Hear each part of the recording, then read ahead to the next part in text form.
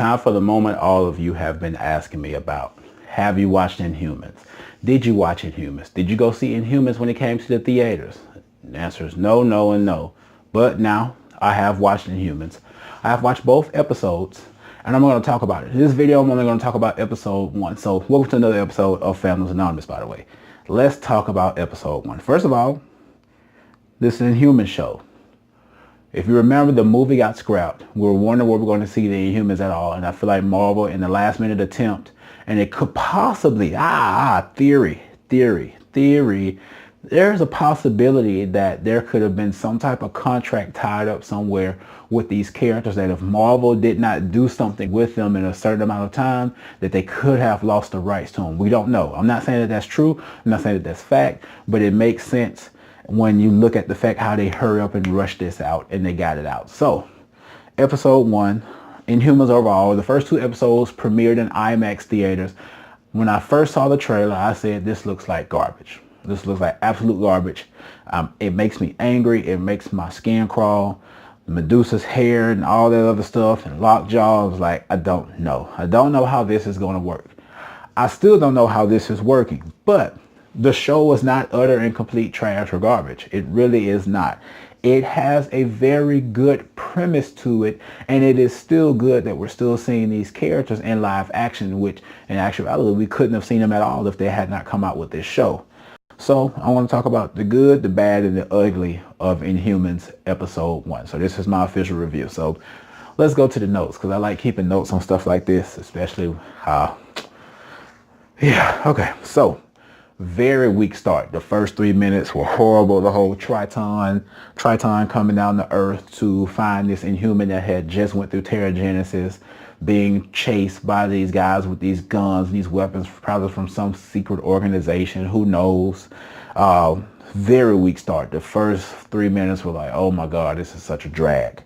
Now, let's get into it. Again, this is very, very, very watered down. You know, we have read the comics. We have seen the Inhumans show up in certain cartoons, and we saw the power and the fear and just the monocle that they came with, and it's very watered down. It's like getting a real good cup of Kool-Aid that your aunt made on a hot summer day when you're outside playing, and then just taking a 16.9 ounce bottle of water and just pouring it in there, and then drinking it and acting like it's still good when you know it's not. Okay, but it's still Kool-Aid, but this is still Inhuman. Same thing.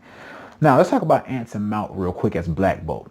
He truly commands his scenes without even speaking. Now you're probably looking at me like, that's stupid, but when you look at it from an acting standpoint, when you look at it from watching so many of these different shows and things of that nature, his facial expressions, his facial cues, his body language is very powerful. That is one thing that I will say that they have gotten right, is the power that Black Bolt possesses, and he does not even have to open his mouth and talk. So Anson Mount, hats off to you, my friend. And also they're reaching out to the sign language community because he's using sign language. I think that's awesome. All right, Lockjaw, major CGI puppy, major CGI puppy. You can see him floating through the screen, man. Just, okay, that's it. That's all we're gonna talk about that. The Terrigenesis process was really basic. Maybe this is just how they do it on Adelan, maybe, but I prefer the Terrigenesis process that we saw on Agents of S.H.I.E.L.D. Even if they had just did the whole concrete mold or cocoon and it broke off them automatically, rather than, you know, the show, it took a couple episodes for the person to break out of the cocoon, or like when Daisy and Raina, they went into the cocoon, we had to wait a whole till the new season started, or the other half of the season came back. You know, they could have just did the whole, you know, crack, crack, crack, bam, you know, just like that. Like I said, that cocoon is better. Adelan is purely CGI, purely CGI. Hawaii was a great choice to film this show. I love Hawaii. They're on the island of Oahu. I have been to Hawaii and I've been on the island of Oahu, so I'm seeing a lot of stuff that I recognize as far as building wise. If an Inhuman does not change due to teragenesis, they are sent to work in the mine. So the Inhumans have a little old slaver type situation going on. I don't know if that was some of that was in the comic books. Let me know if it was. The Terrigen crystals and Agents of S.H.I.E.L.D. that were dropped in the water connect to the Inhumans because Triton supposedly got killed. We don't know if he's still out there, but he was on a mission to go save those or find those people who had went through the teragenesis process based on the Terrigen mist or crystals that had gotten to the water supply on Earth. So that shows us that Agents of S.H.I.E.L.D.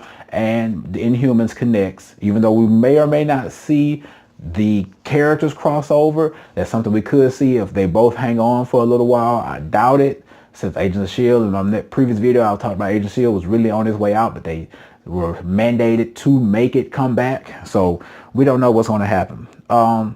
Maximus feels that Black Bolt's ruling is causing them to suffer. Maximus wants to, take over and invade Earth, and, he feels like that's their rightful home, their rightful place.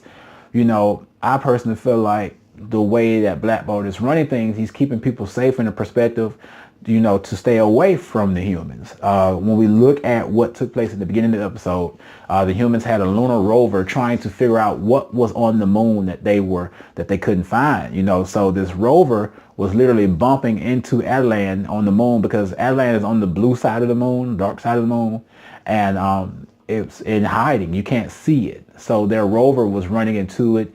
So, Maximus took that as a sign as, when the humans do find us, they're going to do tests on us. They're probably going to kill us. So how about we go at them? So Black Bolt doesn't agree with that. Maximus does.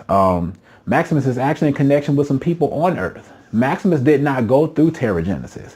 He doesn't have any powers, but he is still connected to the royal family. As far as the royal family is concerned, they look okay. Medusa's hair, that's another thing. I'm glad they cut that out. Oh, I'm sorry, we ain't got to that episode. No, it was episode 1. I'm glad they cut off her hair because it wasn't good anyway, because that fight where she tried to use her hair to fight, that was so lackluster. That was so horrible. They could have kept that. They could have not did that because it just looked so fake. It was just like,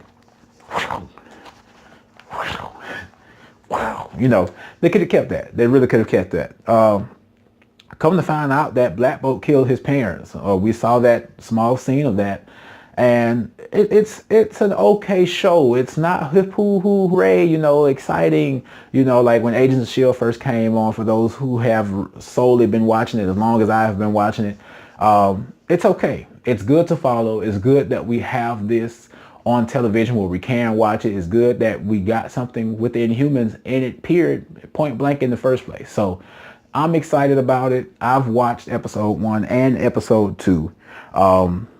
So let's see what's going to happen moving forward in episode 2. I might go ahead and do it because there are only 8 episodes of this. I'm probably going to review each and every single episode until we get to all 8, and then Agents of S.H.I.E.L.D. comes back in November. But let me know what you think in the comments below about Inhumans episode 1, whether you're watching this on Facebook or if you're watching this on YouTube. But if you don't know who we are, we're Fandoms Anonymous. That's FANDOMS ANONYMOUS. We're all over social media right here on YouTube. Don't forget to subscribe to the channel, hit the notification bell for future videos. Also head over to Facebook and join our group where we have discussions each and every single day, and hit the like on the Facebook fan page.